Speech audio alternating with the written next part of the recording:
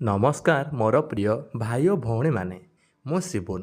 ମୋର ଉଚ୍ଚତା 5 foot 6 inch ହେବ ଆଉ ଦେଖିବାକୁ ଠିକ୍ ଠାକ୍। ଏହି କାହାଣୀଟି ମୋ ଭଉଣୀ ପୂଜା ବିଷୟରେ, ଯାହା ସହ ମୁଁ କେମିତି ରାତି କଟେଇଲି।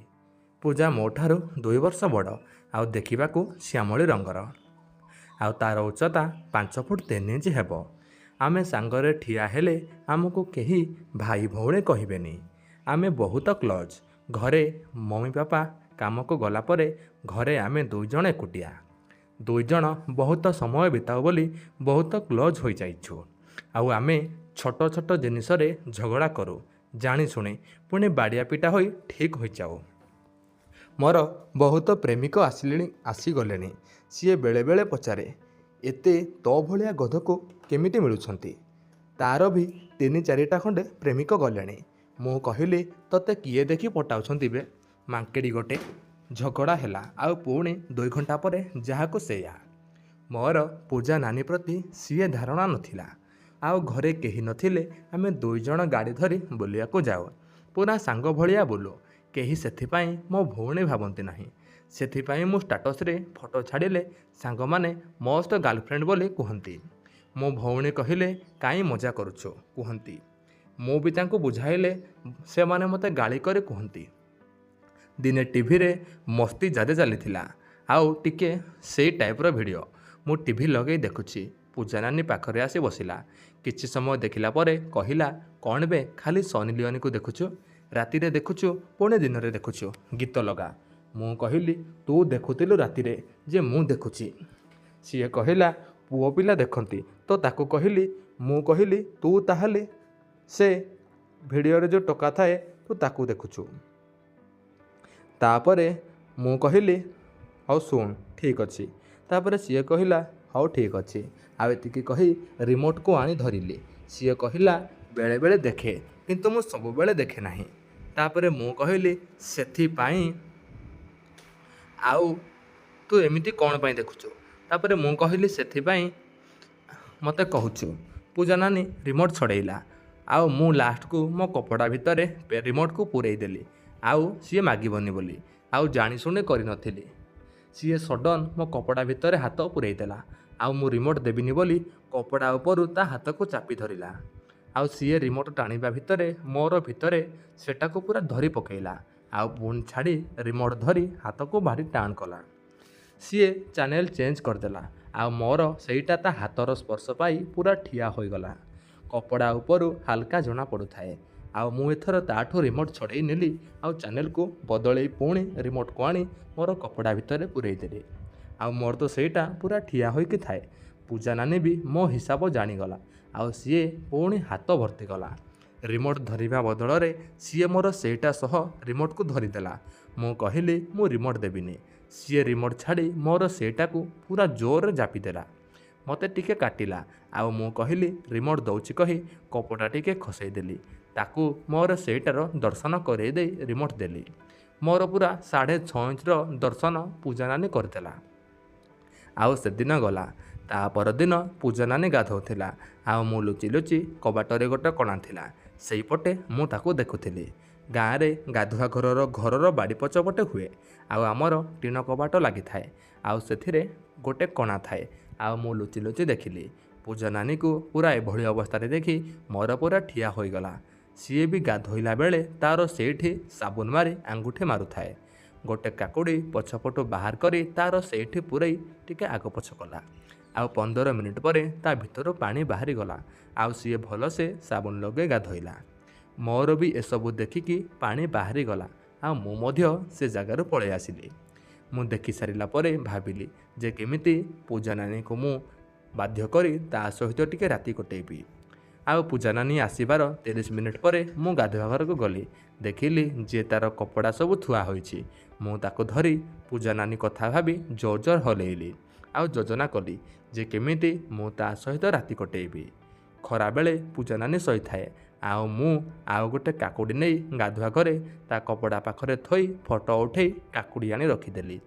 ତା ପରଦିନ ଦିନରେ ବସି ଟିଭି ଦେଖି ଦେଖି ଆମେ କଥା ହେଉଥାଉ। ମୁଁ ଗାମୁଛା ଗୋଟେ ପିନ୍ଧିଥିଲି ଆଉ ଖୋଲା ଦେହରେ ଥାଏ। ନାନୀ ମୋବାଇଲରେ ତା ପ୍ରେମିକ ସହ କଥା ହେଉଥାଏ ଆଉ ଲାଷ୍ଟକୁ ସେ ତାକୁ ଟିକେ ଗେଲ କରି କହିଲା ଆଉ ଫୋନ୍ ରଖିଲା। ମୁଁ ପଚାରିଲି, ପୂଜା ନାନୀ ତୁ ତ ପ୍ରେମିକକୁ ବହୁତ ମନେ ପକାଉଛୁ ନା? ସିଏ କହିଲା ହଁ। ମୁଁ ସେଥିପାଇଁ କହି ରହିଗଲି ଆଉ ହସିଲି। ପୂଜା ନାନୀ ପଚାରିଲା, ସେଥିପାଇଁ? ମୁଁ କିଛି କହି ନାହିଁ। ତାପରେ ମୁଁ ହସିଲି। ପୂଜା ନାନୀ ମୋ ପିଠିକୁ ଦୁଇଟା ହାତ ପକାଇକି କହିଲା, କହ। ମୁଁ କହିଲି, ସେଥିପାଇଁ ଗାଧୁଆ ଘରେ କାକୁଡ଼ି ମିଳୁଛି ଆଉ ହସିଲି। ସିଏ ସେଇଠି କାକୁଡ଼ି ମାରିଲା ପରେ ଫୋପାଡ଼ି ଦେଇଥିଲା ବୋଧେ। କହିଲା, ମୁଁ ସେମିତି କାମ କରେନି। ମୁଁ କହିଲି, ମୋ ପାଖରେ ପ୍ରମାଣ ଅଛି କହି ଉଠେଇଥିବା ଫଟୋକୁ ଦେଖେଇଲି ଆଉ କହିଲି, ଏବେ କହ। ସିଏ ଟିକେ ଡରିଗଲା ଆଉ କହିଲା, ହଁ ରଖି ଦେଇଥିବି, ଭୁଲରେ ଫିଙ୍ଗିବାକୁ ଭୁଲି ଯାଇଛି। ମୁଁ କହିଲି, ମୁଁ ଥାଉ ଥାଉ କାକୁଡ଼ିକୁ କ'ଣ ପାଇଁ କଷ୍ଟ ଦେଉଛୁ କହିକି ହସିଲି। ସିଏ କହିଲା, ମାଡ଼ୁଆଟା କିରେ କହିକି ପଳେଇଲା। ମୁଁ ଭାବୁଥାଏ ମୁଁ ତାକୁ ଟିକେ କେମିତି କରିବି। ଆଉ ତା ପରଦିନ ନାନୀ ଗାଧୋଇ ସାରି ଗୋଟେ ଢିଲା କପଡ଼ା ପିନ୍ଧିଥାଏ ଆଉ ମୁଁ ଟିଭି ଦେଖୁଥାଏ। ମୋ ପାଖରେ ଆସି ବସି ସିଏ ରିମୋଟ୍ ମାଗିଲା। ମୁଁ ପୂର୍ବ ଆଗ ଭଳିଆ ଏଥର ମୋ କପଡ଼ା ଭିତରେ ପୂରେଇ ଦେଇ କହିଲି, ନାହିଁ, ସାପ ନେଇଗଲା। ପୂଜା ନାନୀ ମୋ କପଡ଼ା ଭିତରେ ହାତ ପୂରେଇ ମୋର ସେଟାକୁ ଧରି କହିଲା, ଏଇ ସାପ ନେଇଥିଲା। ମୋର ସେଇଟା ତା ହାତର ସ୍ପର୍ଶ ପାଇ ବଡ଼ ହୋଇଗଲା ଆଉ ସେଦିନ ସିଏ ଦେଖିଦେଲା ବି। ଆଉ ମୋର ସେଟାକୁ ଧରି କହିଲା, ସାପକୁ ଗାତ ଦରକାର କହି ହସି ହସି ରିମୋଟ୍ ନେଇଗଲା। ଆଉ ମୁଁ ବି ରିମୋଟ୍ ଅଟକେଇଲା ବେଳକୁ ସିଏ ନେଇ ତା କପଡ଼ା ଭିତରେ ପୂରେଇ ଦେଲା, ମାନେ ଛାତି ପାଖରେ। ମୁଁ ମନେ ମନେ ଭାବିଲି, ମଉକା ମିଳିଛି, ଛକା ମାରିବା ଦରକାର। ତାପରେ ମୁଁ ତା ଗୋଡ଼ ମୋ ଆଡ଼କୁ ଟାଣି ଦେଇ ତା ଛାତି ପାଖରେ ହାତ ଭର୍ତ୍ତି କରି ତାର ସେ ଦୁଇଟାକୁ ମାଡ଼ି ବସିଲି। ଆଉ 2-3 ଥର ଦଳିଛି କି ନାହିଁ, ପୂଜା ନାନୀ ମୋ କବଳରୁ ଖସି ଦୌଡ଼ି ପଳାଇବାକୁ ଉଠିଛି ତ ମୁଁ ତା କପଡ଼ାକୁ ଧରିଦେଲି। ସିଏ ଟାଣି ହୋଇଗଲା ବେଳକୁ ତାର କପଡ଼ା ଚିରିଗଲା ଆଉ ତାର ସେଇ ପଛ ବୋଇତ କଖାରୁ ଭଳିଆ ଜିନିଷ ପୁରା ସ୍ପଷ୍ଟ ଦେଖାଗଲା। ସିଏ ଭିତରେ କିଛି ପିନ୍ଧି ନଥାଏ କପଡ଼ା ଭିତରେ। ସିଏ ଦୌଡ଼ିକି ଶୋଇବା ଘରକୁ ପଳେଇଲା ଆଉ ମୁଁ 2 ସେକେଣ୍ଡରେ ମୋର କପଡ଼ା ଖୋଲି ତା ପଛେ ପଛେ ଦୌଡ଼ି ଯାଇ ପଛପଟୁ ତାର ସେଇ ଗୋଲ ଗୋଲ ଜିନିଷ ଦୁଇଟାକୁ କପଡ଼ା ଉପରୁ ମାଡ଼ି ବସିଲି ଆଉ ତା ପଛ ଭାଗରେ ମୋର ନେଇକି ଟିକେ ଘଷିଲି। ପୂଜା ନାନୀ ଜୋର ଜୋରରେ ନିଶ୍ୱାସ ନେଲା ଆଉ ମୁଁ 2 ହାତକୁ ଏଥର ତା କପଡ଼ା ଭିତରେ ଭର୍ତ୍ତି କଲି ଆଉ ଅଟା ଦଳିଲା ଭଳିଆ ତାର ସେଇ ଗୋଲ ଗୋଲ ଜିନିଷ ଦୁଇଟାକୁ ଦଳିବାକୁ ଲାଗିଲି ଆଉ ଇଆଡ଼େ ତା ପଛପଟେ ମୋର ନେଇକି ଘଷୁଥାଏ। ଆଉ ମୁଁ ଏଥର ମୋ ବାମ ହାତରେ ତାର ବାମ ପଟ ସେ ଗୋଲ ଜିନିଷକୁ ଦଳି ଡାହାଣ ହାତରେ ତାର ତଳ କପଡ଼ା ଭିତରେ ହାତ ଭର୍ତ୍ତି କରି ତାର ସେଇ 3 କୋଣିଆ ଗୁମ୍ଫାକୁ ଘଷିଲି। ଆଉ ପୂଜା ନାନୀ ତା ହାତ ଆଣି ଏଥର ମୋର ସେଟାକୁ ଧରିକି ହଲେଇଲା। ସିଏ ବୁଲି ପଡ଼ି କପଡ଼ାକୁ ଖୋଲି ପକାଇଲା ଆଉ ମୋତେ ଟିକେ ଗେଲ କରିବାକୁ ଲାଗିଲା ଆଉ ମୁଁ ବି ତାକୁ ଗେଲ କରିବାକୁ ଲାଗିଲି ଆଉ ତାର ସେଇ ମାଉଁସିଆ ପଛ ଭାଗକୁ ଦଳିବାକୁ ଲାଗିଲି। ଆଉ ମୁଁ ତାକୁ ଖଟରେ ଶୁଆଇ ଦେଇ ତାର ସେଇ ଗୋଲ ଗୋଲ କଅଁଳିଆ ଜିନିଷକୁ ଖାଇବାକୁ ଲାଗିଲି। ପୂଜା ନାନୀ ଛଟପଟ ହେଉଥାଏ ଆଉ 10 ମିନିଟ୍ ପରେ ପୂଜା ନାନୀ ମୋର ଟିକେ ଚଷିବ ବୋଲି କହିଲା ଆଉ ଆମେ 69 ଆସନକୁ ଆସିଗଲୁ। ମୁଁ ତାର ସେଇ 3 କୋଣିଆ ଜିନିଷକୁ ଚାଟି ଚାଟି ତା ଭିତରୁ ଲୁଣିଆ ଲୁଣିଆ ପାଣି ବାହାର କରିଦେଲି ଆଉ ସିଏ ବି ମୋର ଚଷି ଚଷି ସବୁ ପାଣିତକ ପାଟି ଭିତରକୁ ନେଇଗଲା ଆଉ 2 ଜଣ ଯାକ ଆମେ ଝଡ଼ି ଯାଇଥାଉ। ଆଉ 30 ମିନିଟ୍ ଖଣ୍ଡେ ମୁଁ ତାର ସେଇ ଗୋଲ ଗୋଲ ଜିନିଷ ଦୁଇଟାକୁ ଦଳିଲି ଆଉ ଚଷିଲି। ପୁଣି ମୁଁ ତାର ସେଇ ଜାଗାରେ ମୋର ଟିକେ ଭର୍ତ୍ତି କରିଦେଇ ତାକୁ କରିଚାଲିଲି। ତା ଭିତରେ ମୋର ଥାଇ ଆରାମରେ ଯାଉଥାଏ ଆଉ ସିଏ ଚିତ୍କାର କରୁଥାଏ। ମୁଁ ପଚାରିଲି, ପୂଜା ନାନୀ କେତେ ଥର ଆଗରୁ ତୁ ପେଲା ଖାଇଛୁ? ସିଏ କହିଲା, 25ରୁ 30 ଥର ହେବ। ମୁଁ କହିଲି, ପୁରା ଏକ୍ସପର୍ଟ ଖିଲାଡ଼ି। ତାକୁ ମୁଁ ପ୍ରାୟ 15 ମିନିଟ୍ ଅଲଗା ଅଲଗା ପ୍ରକାରରେ କରିଲା ପରେ ମୁଁ ତା ଭିତରେ ମୋର ସବୁ ପାଣି ଛାଡ଼ିଦେଲି ଆଉ ହାଲିଆ ହୋଇ 2 ଜଣ ଯାକ କୁଣ୍ଡାକୁଣ୍ଡି ହୋଇ ଆମେ ଗଡ଼ି ପଡ଼ିଲୁ। ଆଉ 30 ମିନିଟ୍ ପରେ ମୁଁ ତାର ପଛ ମାଂସାଳିଆ ଅଙ୍ଗକୁ ଦଳିଲି ଆଉ ତାର ସେଇଠି ମୋର ନେଇକି ଘଷିଲି।